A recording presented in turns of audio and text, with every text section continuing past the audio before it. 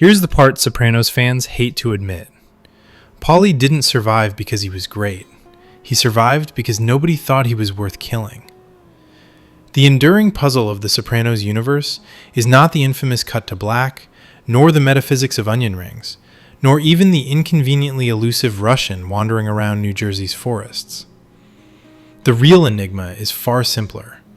How on earth did Paulie Walnuts, professional loudmouth, part-time menace, and full-time thorn in everyone's side, managed to survive everything the criminal ecosystem hurled at him, while somehow earning neither gratitude nor justice? The mythology surrounding Paulie's undeserved happy ending tends to collide with a counter-myth that he was unfairly denied the recognition he supposedly earned, particularly for jolting Tony Soprano back from his hospital bed limbo. While everyone else was lighting candles, crying, and bargaining with the divine, Paulie, channeling equal parts drill sergeant and malfunctioning gym trainer, simply pushed Tony's heart rate into the stratosphere. Medical professionals might call it reckless.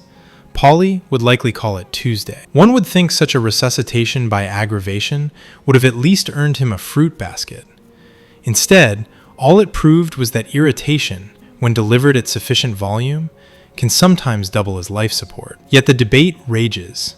Did Paulie get what he deserved? According to some, his mere survival is proof he escaped his cosmic bill. But survival in Paulie's case is hardly victory. As one perceptive observer once framed the Tony Soprano problem, a man's empire consists of his people and his image. By the end, Paulie's people are dead, comatose, disappeared, or disgraced. His image? A joke to New York, which didn't even bother listing his name on the killing order. Nothing diminishes reputation quite like criminals deciding one isn't worth the ammunition.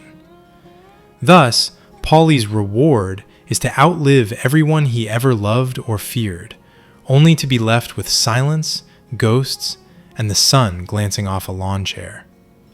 If that is the triumphant ending, hell must be accepting applications. But credit for survival must be given where it is due.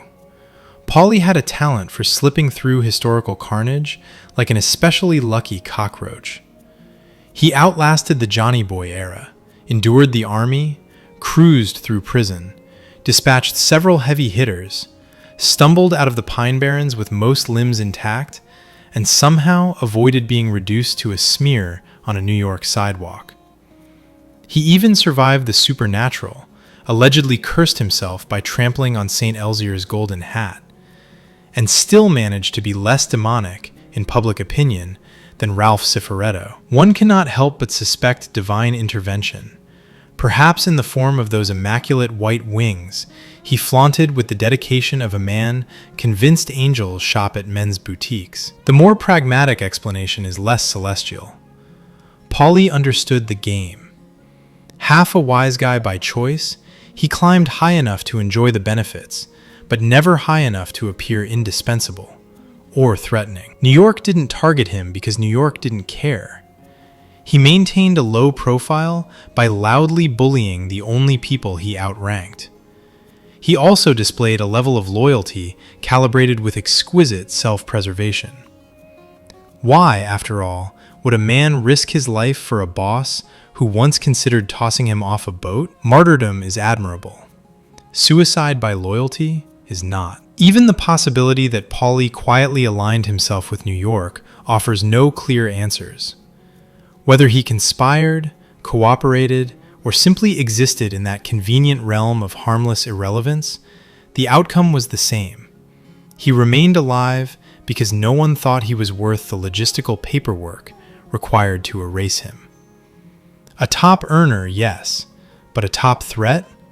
Never. This survival becomes especially grating to those who catalog his sins.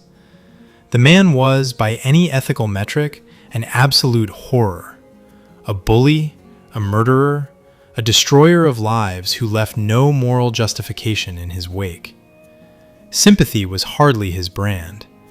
Even his rare emotional moments had all the warmth of a refrigerator bulb. And when the discovery of his adoptive mother's origins sent him spiraling into melodramatic betrayal, It only cemented the conclusion that his cruelty was not born of tragedy, but of choice.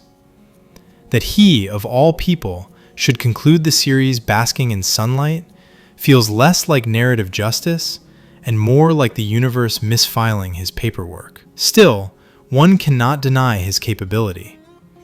Unlike many of his contemporaries, he never fainted in grocery stores, never spiraled into substance-fueled despair, never demolished his family life, never got interrogated by federal agents who knew his social security number better than he did, and never stood in a kitchen long enough to be beaten to death in it. And unlike certain individuals who may or may not be decorating Holston's walls, he lived to see the final fade out. His survival becomes especially ironic when revisiting the financial hesitations surrounding Tony's hospitalization. The reluctance to hand Carmela the requested $100,000 each was portrayed not as betrayal, but as cold, unromantic logic. If Tony died, the money evaporated.